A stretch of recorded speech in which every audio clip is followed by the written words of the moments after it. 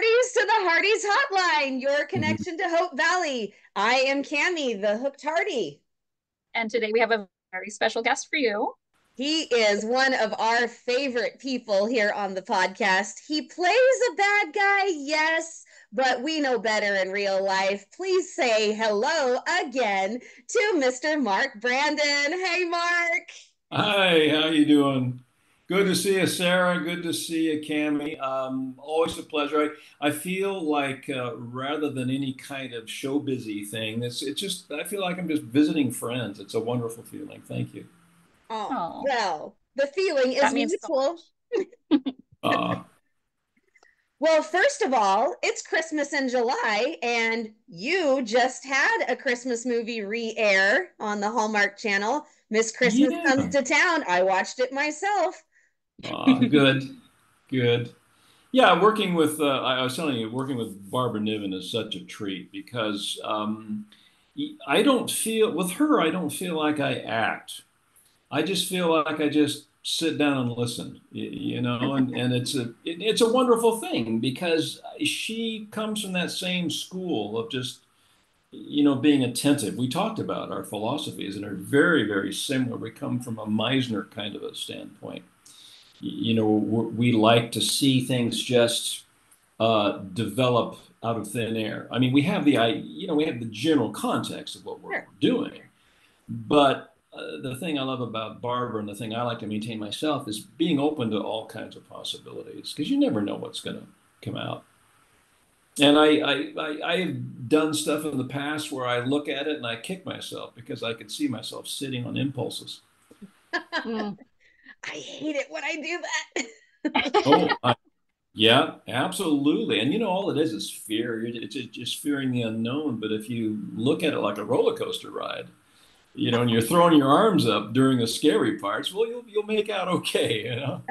And you'll be happier with your work. That is for sure. That's a guarantee. I can say from 30 years of doing this.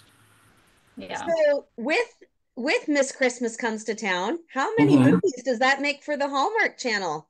That is my 29th movie, Hallmark movie I've been cast in. I'm so blessed. I've been treated so well by the Hallmark Network. I told my wife, I said, next time I'm in LA, I would just like to stroll into the offices and say, who's in charge here? I just want to say thank you.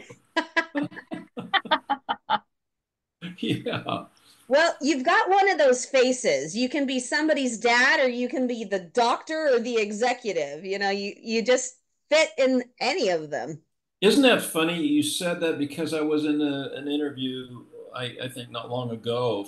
The interviewer said, "So what do you find yourself playing?" I said, I pretty much I'm just somebody's dad or somebody's boss. That's just the way it lands, at this age, and I expect that. Right. That's okay. You can't expect to play leads anymore.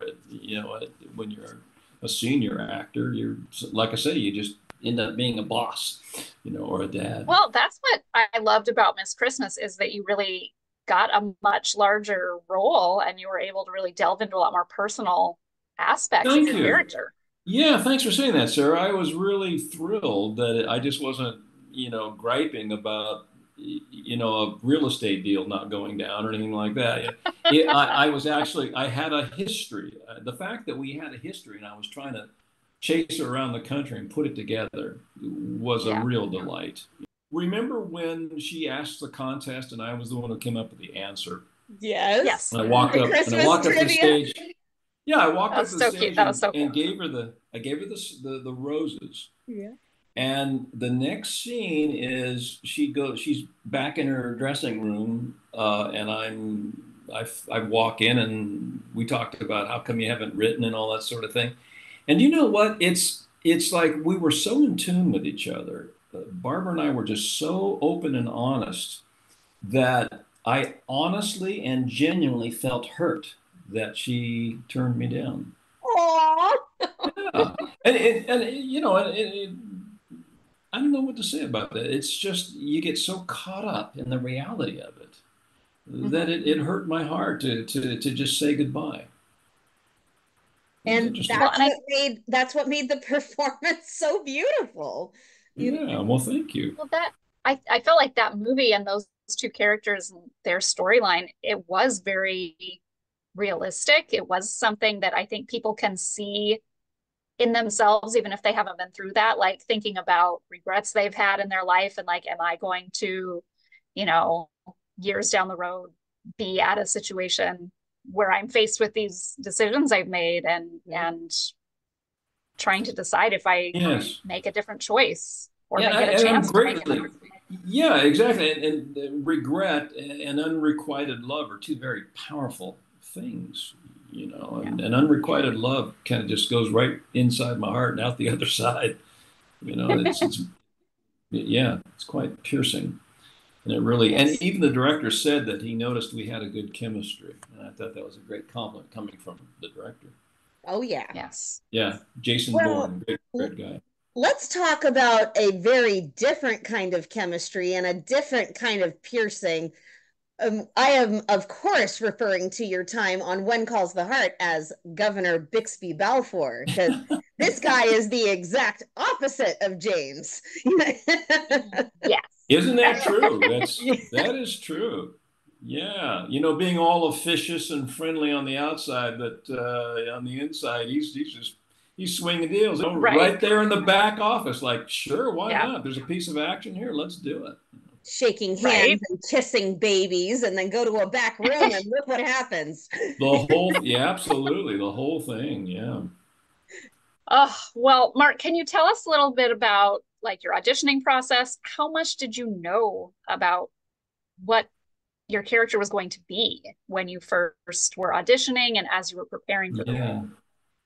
Well, Because you don't get the whole script up front. you don't. No, you don't. What you get is I call slices of the pie. You know, you can taste it, but you don't get to eat it. You know, I had I think about 6 pages sent to me to Okay. study and present in an audition, and the only thing I got from it, they did not give me a lot of depth on the character, just that he was, you know, just simply the governor, and. Uh, Other than that, I had to glean from the conversation what was going on. And I could tell it didn't sound underhanded to me. It just sounded like business. So I played it real straight, like business. And fortunately, they thought, you know, I was the guy for the job and I got it, you know. So, so how far in advance of filming did you become aware that Governor Balfour was the treacherous water thief? Oh, I'll never be able to live that down. The treacherous water thief.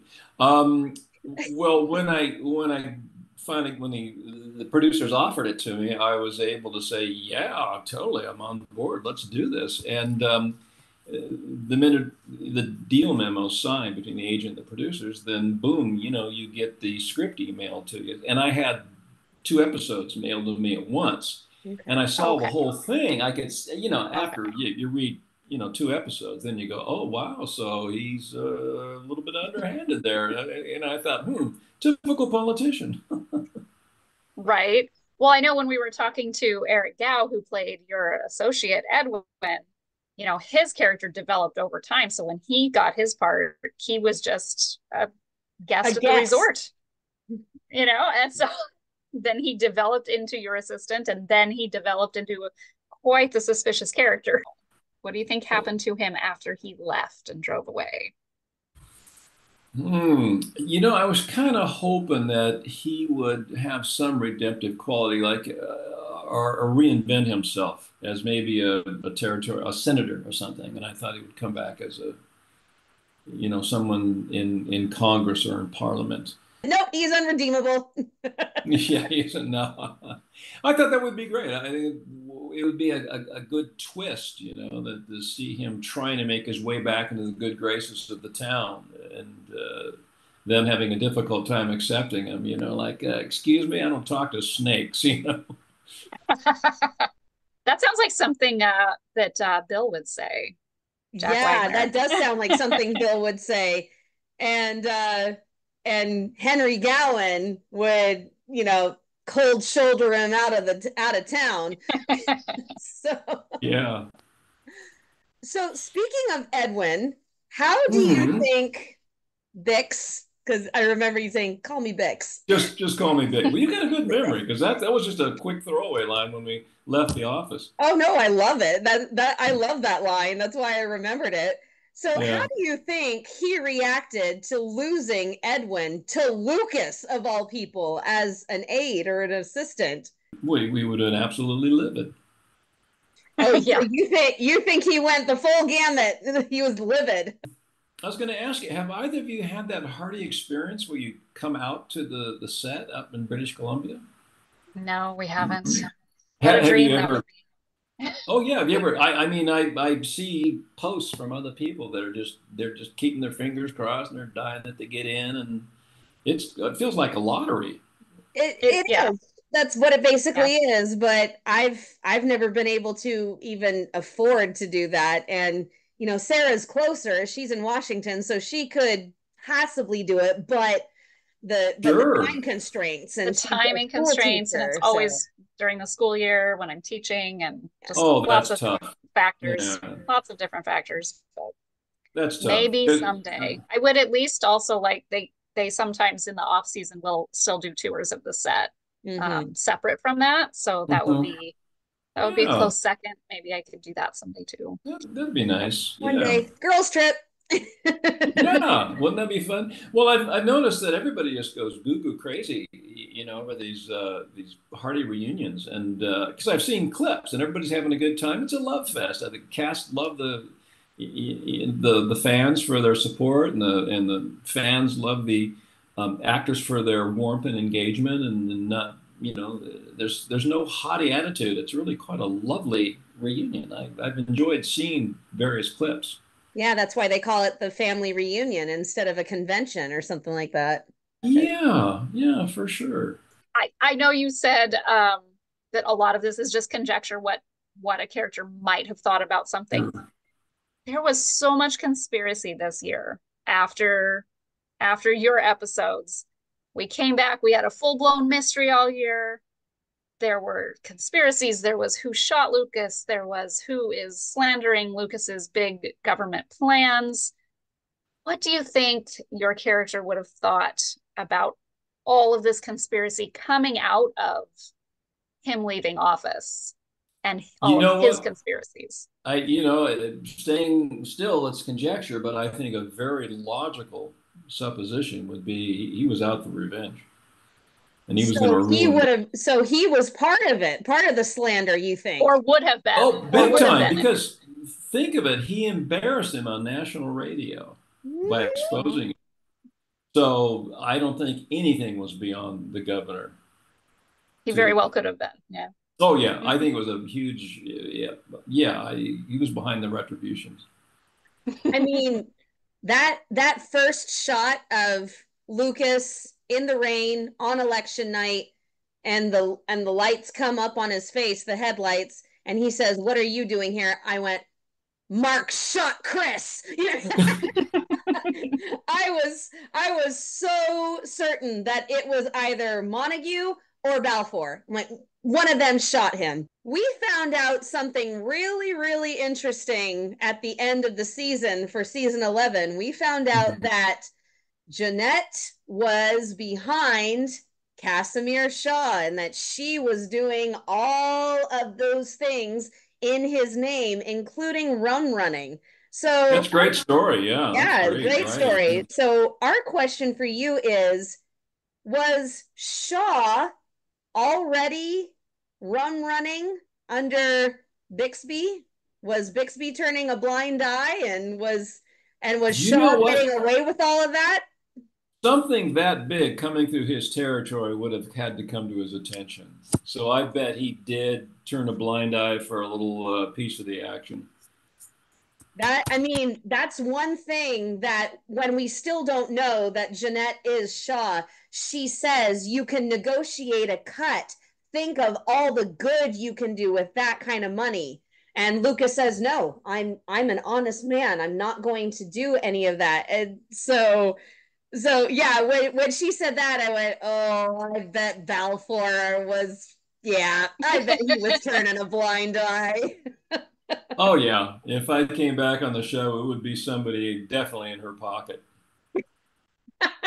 I would think so. Yeah.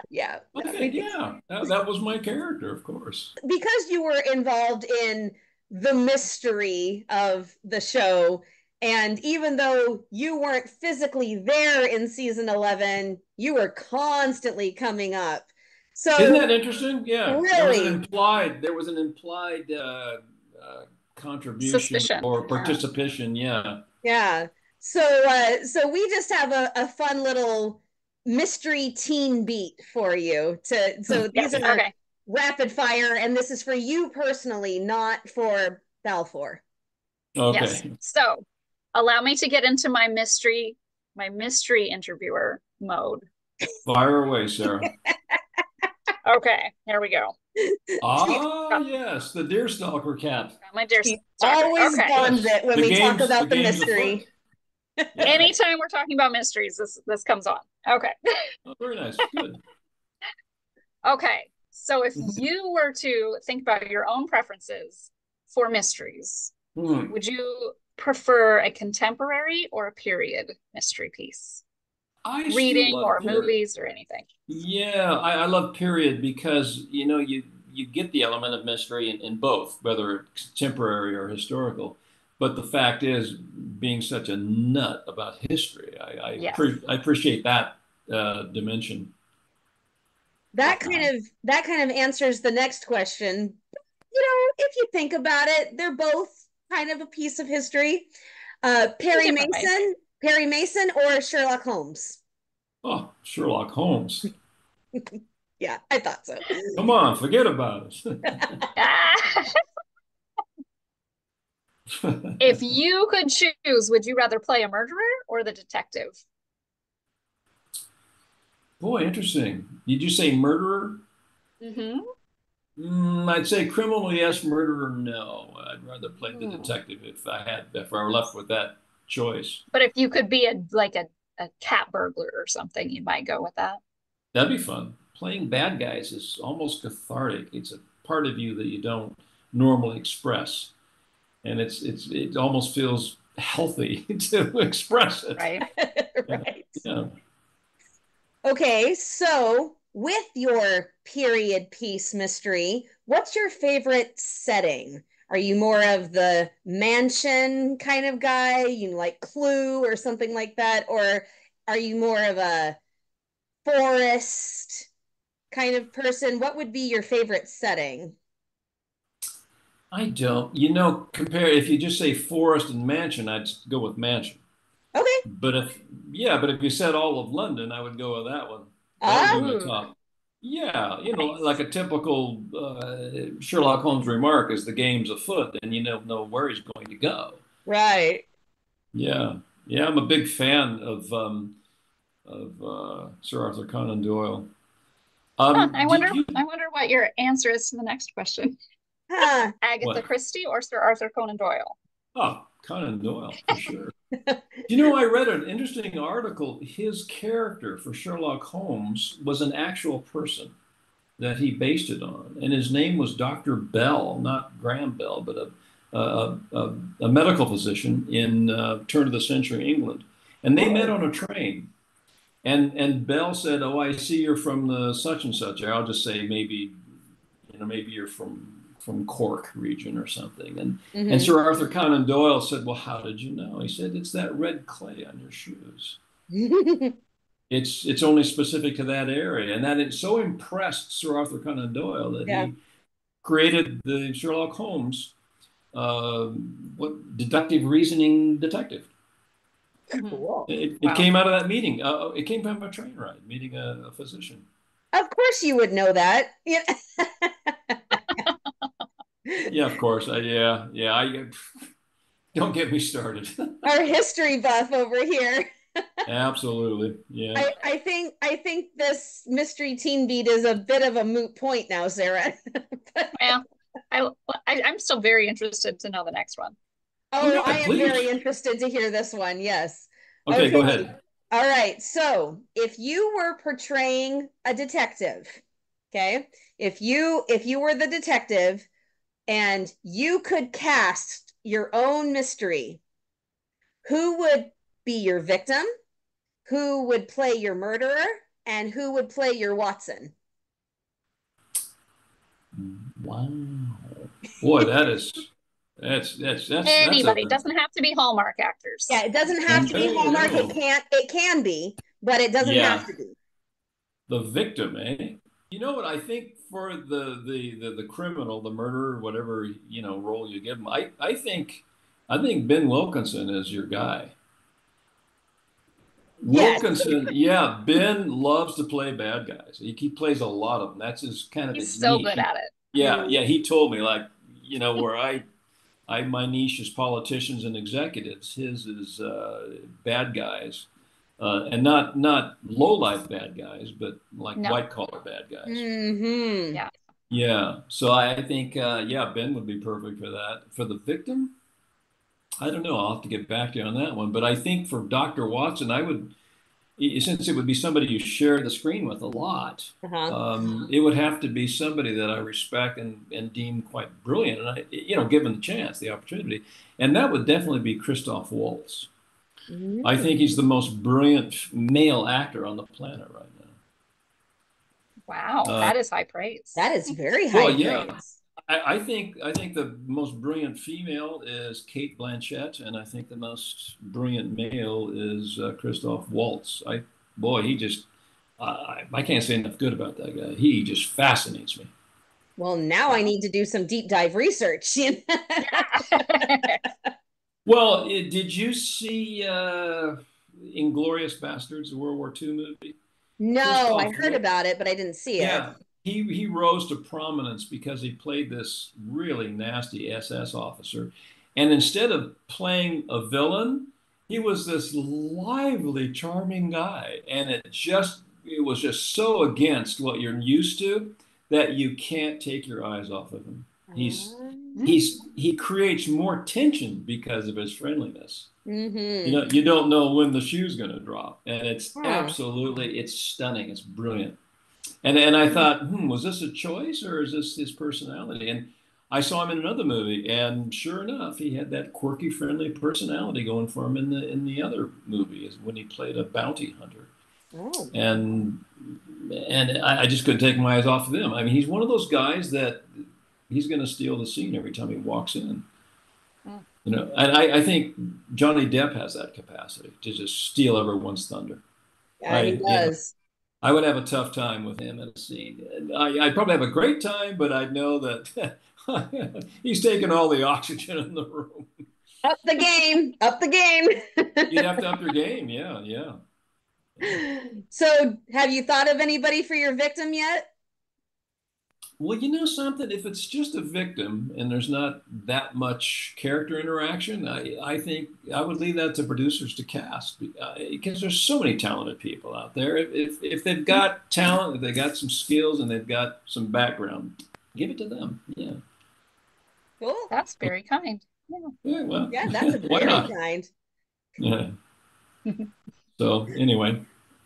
Well, Mark, thank you so much for coming back and talking with us. This has been so much fun again. It is fun. It would be nice if the three of us could meet up somewhere, but we're in such diverse areas. I've got a easier chance of meeting Sarah than you, but I met you first because I just happened to be in Texas at the time, and that really worked out well. Hey, you don't have to cover it. I know you flew to Texas to meet me. It's okay.